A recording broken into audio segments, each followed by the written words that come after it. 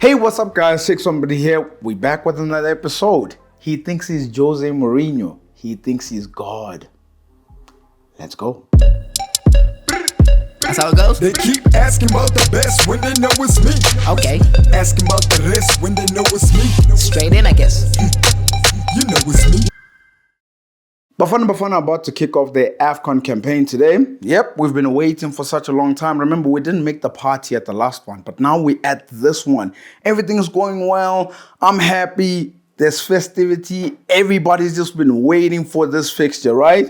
We're about to head into it. You know, Mali, it's about to happen. And then out of the blue. And I mean, literally out of the blue. Like, I'm like sitting there watching all the other AFCON stuff that was happening yesterday and the day before from this past weekend.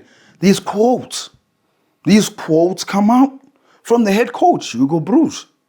Hugo Broos, what does he have to say? Days before he's about to play his first game with Bafana Bafana at the AFCON.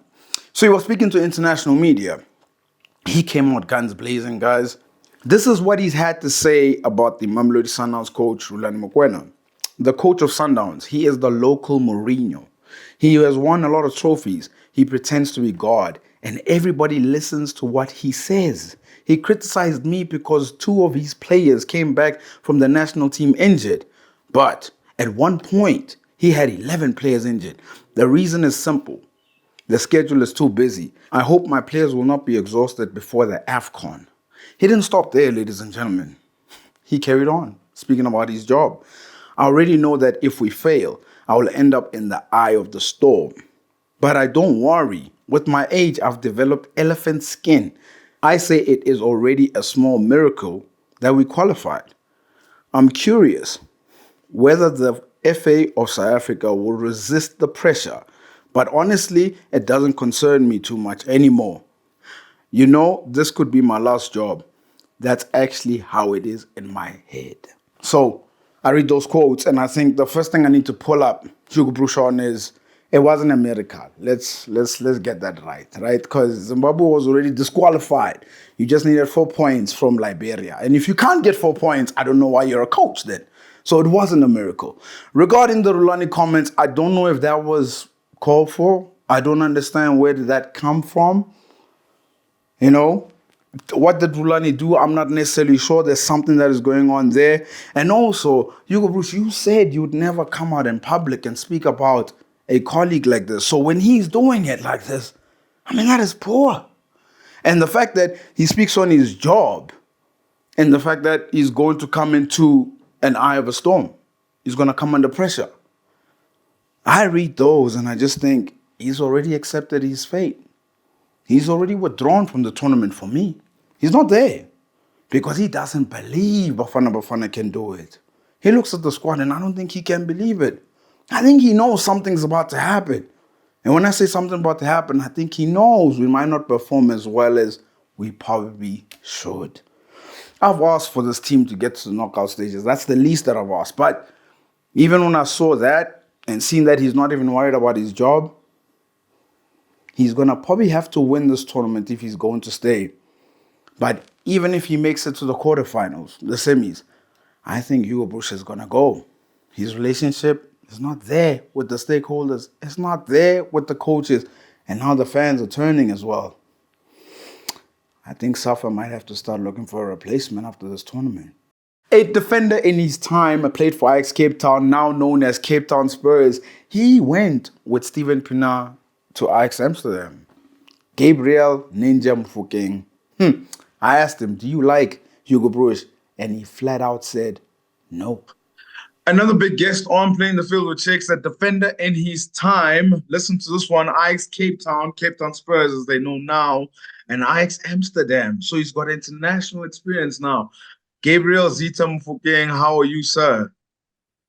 I'm good, and you, big bro? No, man, it's good. It's good to have you here, man. I mean, the first question to ask, which is the most obvious one, is what are you up to nowadays? Nowadays, I'm busy with coaching. Yeah. I coach at the private school called Pinnacle College Kailami. I've been there, I think, for 8 years to 9 years now.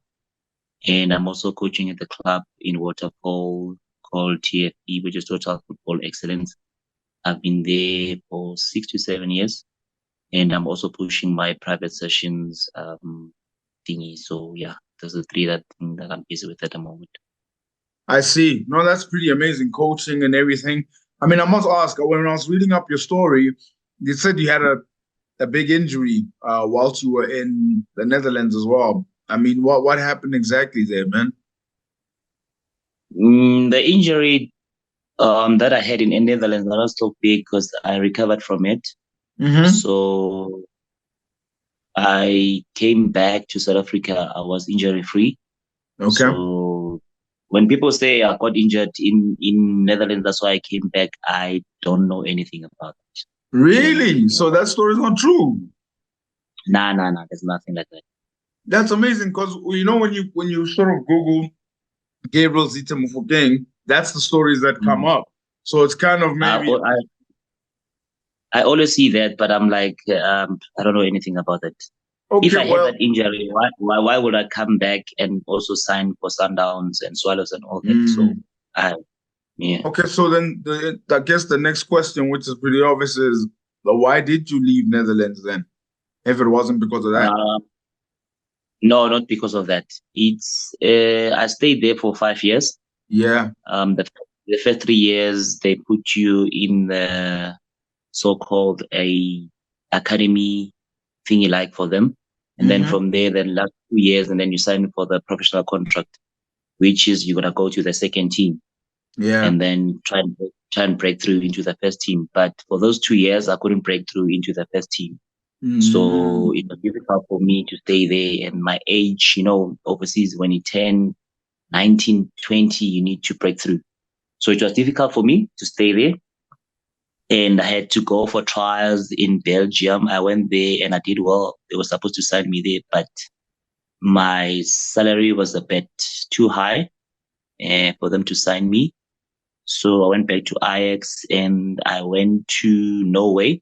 I Mm. did well also, but remember at the time they had Robert Nausep or Nahumet Nausep, remember the two at Oslo. So I Mm. couldn't sign there because they had two foreigners already.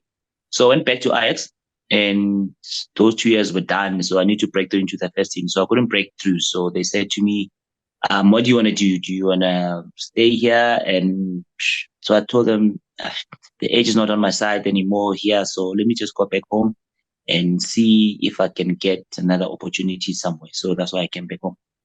See, okay, no. Hey guys, there you go. That's the story that he does have. And the thing is, one thing I like about this is you actually have experience of having to play overseas, having experience of maybe the toughness of that situation. Because sometimes when we see a player go overseas, we think, but you have it easy, the money's there, the facilities are great. And that leads me on to what we have in this current moment, which is Lau Foster, player who's playing in England, Mm. player who's at the top of his game, but is playing for Burnley, but is not playing for Bafana Bafana at the AFCON due to mental issues. And they say he can't come out of it because it's better that he stays there. Do you understand? Because you have international experience of maybe like it's not always as glitz and glam as it looks from the outside as to why he's not here. Yeah, I think I went through the same thing that is going through now. When I got there, I think for the first 3 months or so, I was like, yo, what is this? Mm-hmm. People at home will think, yeah, you there, you've got the money, you've got everything. Mm-hmm. But for me, when I got there, let me just put it there on my side. Mm-hmm. When I got there, I had to go through academy for 3 years. So going to academy, you not sign professional contract, nothing. So you're gonna miss home. The weather is not good. The language is not there. But I had to hang on because that's was something that I wanted. Mm-hmm. So come back to Lyle's story. It's a bit difficult. I've never been to UK, so I don't know how the people that side, but I've been to Amsterdam. So for him to say that, I think yeah, it's killing me in a way. He's having fun on the field, but I think it's more off the field things. Mm-hmm. That's so. But I think he will come right when time goes on. I think he will be fine. Now, I mean, you're a South African, I'm a South African. Of course, we have our own frustrations with the fact that he's not playing for Bafana Bafana. Do you get frustrated at the fact that, hey, listen, we're not scoring enough goals and our best striker's not playing with us, but he's going to be playing for Burnley? Do you have that frustration, or do you sort of just say, I understand this is his situation? In a way, I understand because it's something that I think it's more internal from him. I think if he was free in mind and good in everything, he was gonna come over. But I think he's gonna if he comes over, but deep down he's not fine, so he's not gonna perform to his best. So I think it's best for him just to stay there and try and heal whatever he's going through. And whenever he's okay, then he can come play for Bafana Bafana. Although we're struggling with strikers, yes, we do. I know we do struggle with strikers, but for him to come here not in a good state of mind and all that, so it's a bit tricky for us. Yeah, I mean, look, the tournament nearly kicks off, and we have to obviously go without him. Bafana Bafana, I mean, I've seen the stats in the last 10 games. We've only been able to score 7 goals in all competitions. So this side under Hugo Broos, it's like it's hard to beat, but at the same time, I feel like we're not scoring enough goals. How do you see Bafana Bafana going into this tournament? It's gonna be tough. It's gonna be tough because I also saw the results that were played yesterday against Lesotho or something. I think it was a draw at home. Imagine, so it's gonna be difficult for us. They play good football, but converting chances and all that it's slim. So it's gonna be tough for us. It's gonna be tough. It's gonna be tough. Yeah, It's not so gonna I be mean, easy.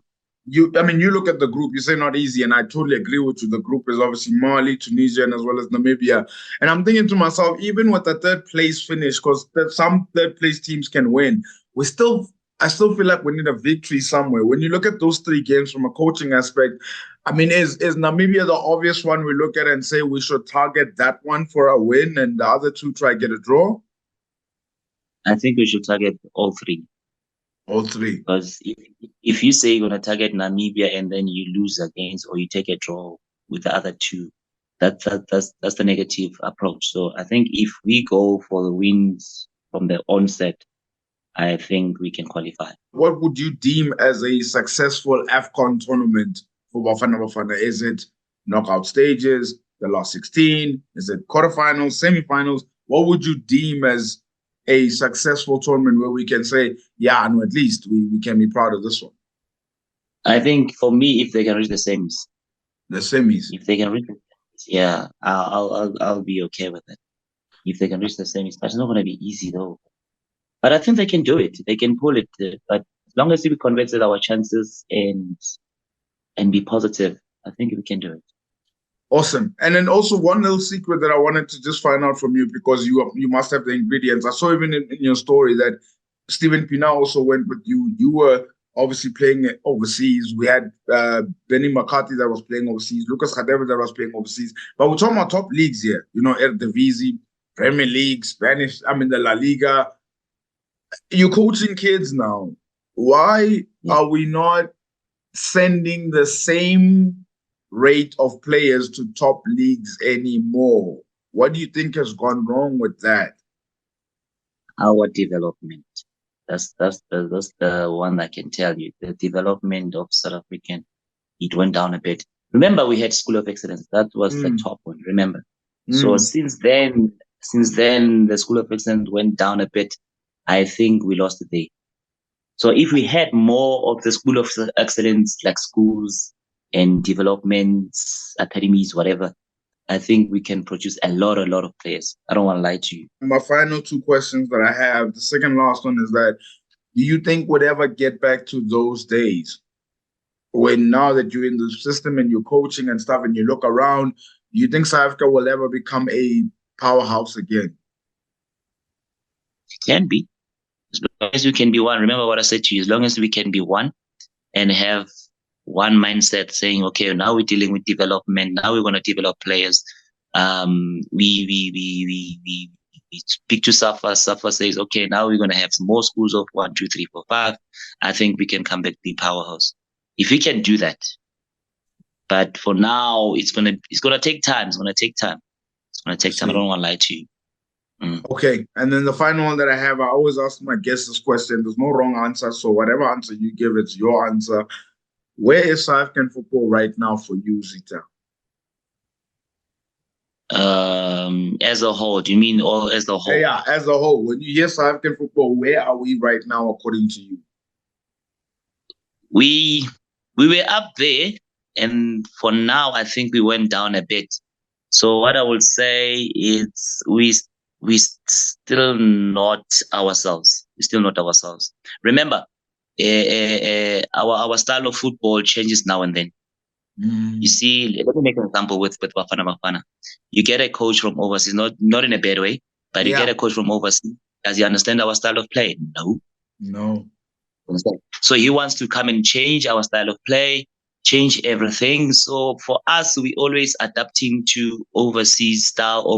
It's a good thing. It's a good thing, yes, because soccer it's always updating all the time. So it's a good thing to adapt to European whatever styles. But I think we need to have our own style and believe in ourselves. Remember the Clive Parkers that we had. Remember that in 1916. So you had our South African thing there. So as long as we can go back there and trying to believe in ourselves, yes, we can take those 1, 2, 3 European whatevers. But I think if we can go back and try and play our own style and believe in ourselves, I think we can come back. Wow. Okay, I totally hear that. I'm very tempted to ask though, are you a fan of Hugo Broos? Not in a bad way, but nah. Wow. Nah. Why are you not a fan? I mean, he's obviously qualified us. He doesn't lose many games. Why are you not a fan? He doesn't lose many games, yes, it's true. But are you happy with the play? That's my first question. Are you happy with the play? I see. I always ask people saying, okay, you like him. Yes, I understand we're winning. We lose some games. We draw those ones. But are you happy with the play?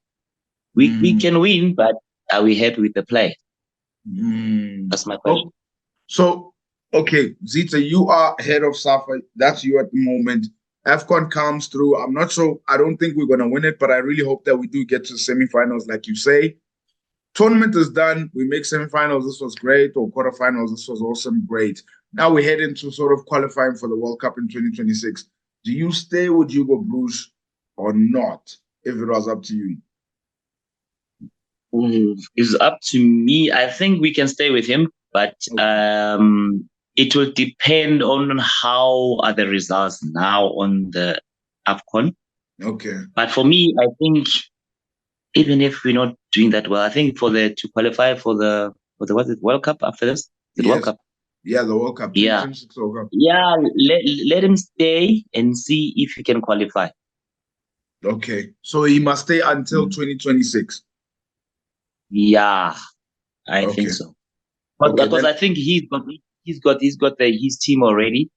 So to bring another new coach for the qualifiers is gonna start from scratch, and so it's gonna be a bit difficult.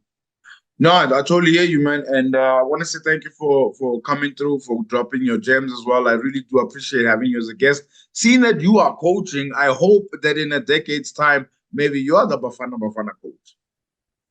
Yeah, let's hope so. But my main aim for me to go into coaching is to develop players. I want to see good players. That's my main aim. For me to be, I can be a good coach, and just for me to be up there, that's not my thing at the moment. My thing is to develop players, see players playing good football, going overseas, and then for Bafana, that's my. I want to see kids playing good football. That's my aim. Awesome. Let's get a Zita. Let's get a Zita again. Let's get a Aaron Moegoe again. Let's get a Darryl Buckley again. Let's get a Bradley Canel again. If you can find those gems, I really would appreciate it. But I just want to say thank you for being a guest. Before we go, we won't get another Zita. We won't get another Aaron Moegoe, another Darryl Buckley. You know why? Why? Because there was only one. So you can only get a better one. Do you understand what I'm saying? A better one or a lower one. You understand me? A lower one. But that one there you won't get. Okay, because of you guys were so good back in the day, I'm really hoping that you get a better one. That's what I want. That's why I'm doing this job of coaching kids. I want a better ninja. Obviously. Ninja, it's been a pleasure. I really do appreciate it, man. Thank you, Moegoe. Keep well, man. Who was up to par and who became our star? But also, who fell short in this game we all love? Let's find out on Moegoe of the Week. The stars of this past week is very obvious. It has to be the smaller nations at the AFCON and what they're doing. You know what Mozambique did? You know that result? What Cape Verde did? The surprising results, not losing to teams like Egypt and Ghana.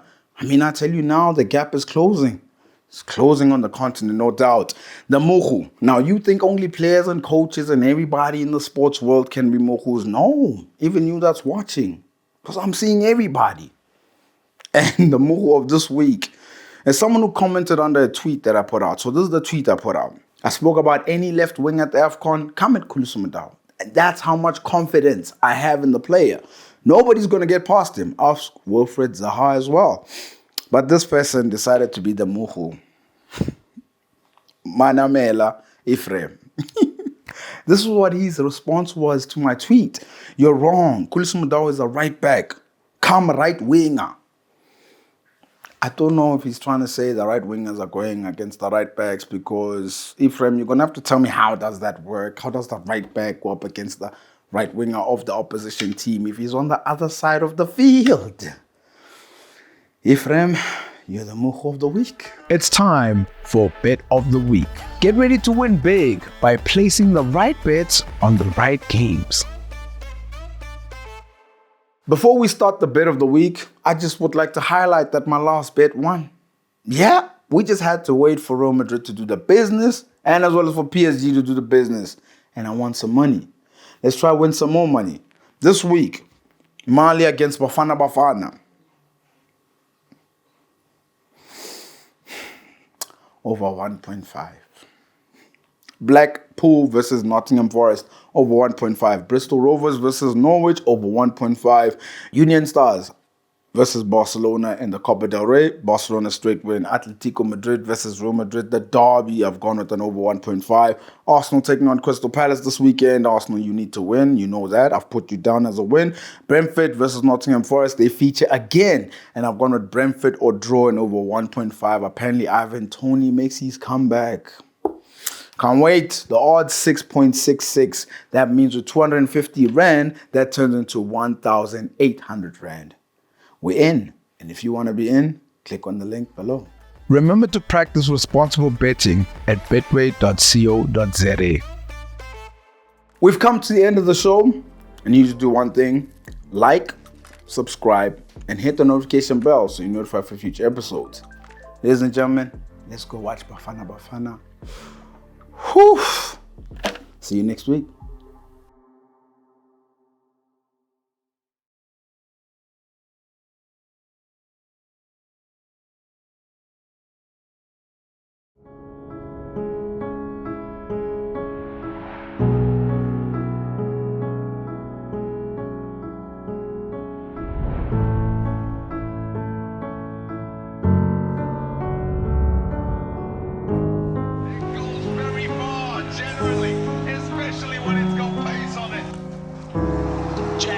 Jax again, he's gone big, he's gone huge, it's an catch and you little beauty, again there's no spillage. It's clouting it all over.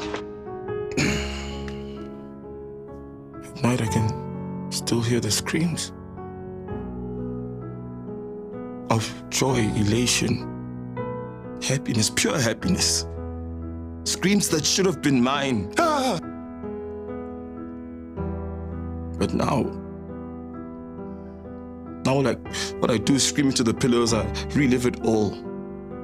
Of the 240 balls bowled, I turned my back for one. Nah. And as I turned to be lathered in suntan lotion by my girlfriend, I heard the leather crack against the willow. Tried to turn. My body wouldn't allow me. My professional masseuse of a girlfriend had me in some suntan lotion massage trance. Why? The guy next to me burnt to a crisp. And yet, a one-handed catch richer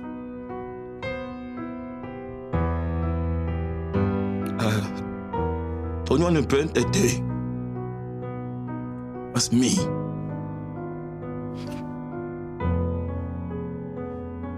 Can you hear them? There they are again.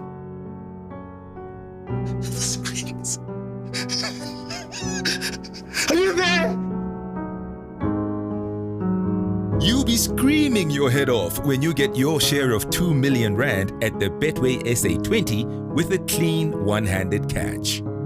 Desmond, Mike, Benny, Theodore, Faisal, share with me.